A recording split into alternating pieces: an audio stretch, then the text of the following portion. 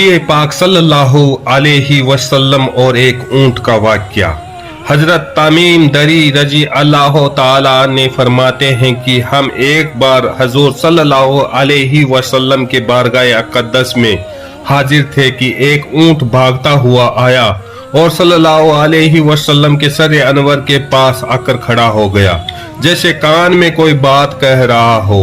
आप सल्लल्लाहु अलैहि वसल्लम ने फरमाया कि ए ऊंट पर सकून हो जा, अगर तू सच्चा है तो तेरा रब तुझे फायदा देगा, अगर तू झूठा है तो तुझे उस झूठ की सजा मिलेगी जो हमारी पनाह हमें आ जाता है।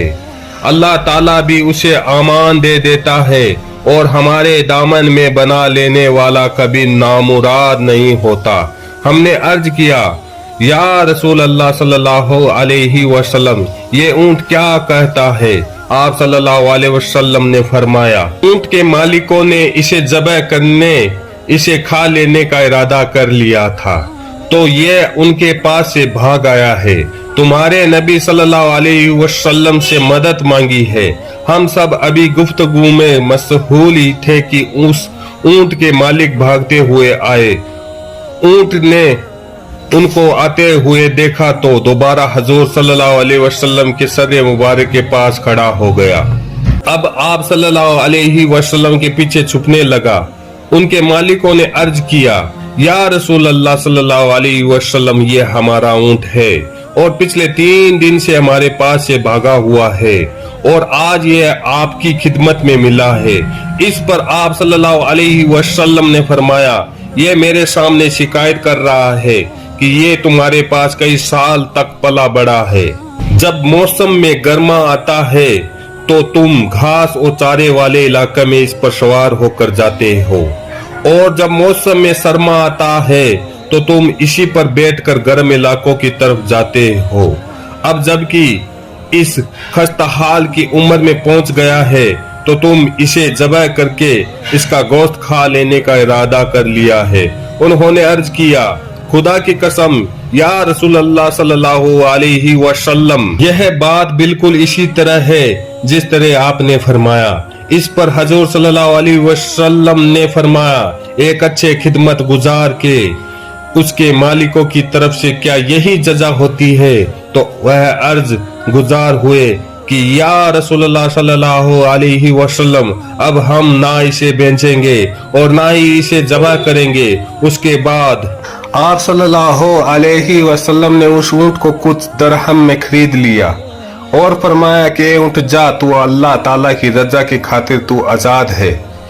उस ऊंट ने हजूर सल्लल्लाहु अलैहि वसल्लम के सर ए मुबारक के पास अपना मुंह ले जाकर कोई आवाज दी तो आप सल्लल्लाहु अलैहि वसल्लम ने फरमाया, आमीन।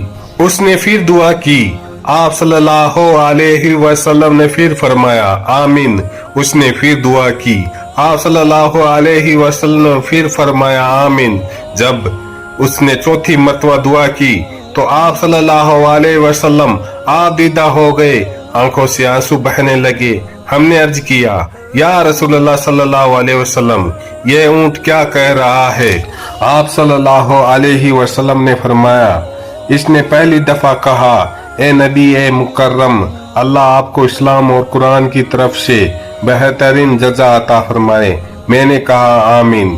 फिर उसने कहा, अल्लाह ताला क़यामत के दिन आपकी उम्मत से इसी तरह खौफ को दूर फरमाए जिस तरह आपने मुझ पर दूर फरमाया है।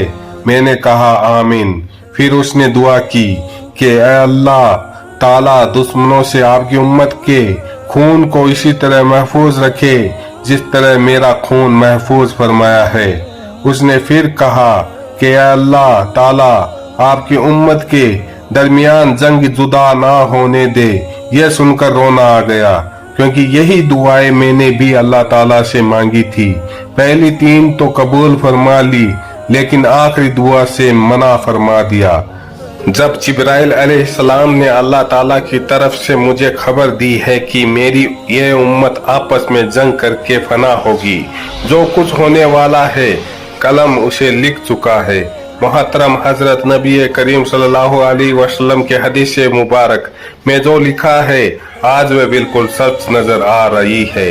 आज के दौर पर नजर दौड़ाएंगे तो हम देखते हैं कि मुसलमान किस तरह एक दूसरे के खून के प्यासे हैं, एक दूसरे को किस तरह कत्ल करने को तैयार हैं, फिरका वरीयत के नाम पर एक दूसरे को जान के दुश्मन बने हुए हैं। जितना नुकसान मुसलमान का किया है उतना शायद काफिरों ने मुसलमान का नहीं किया।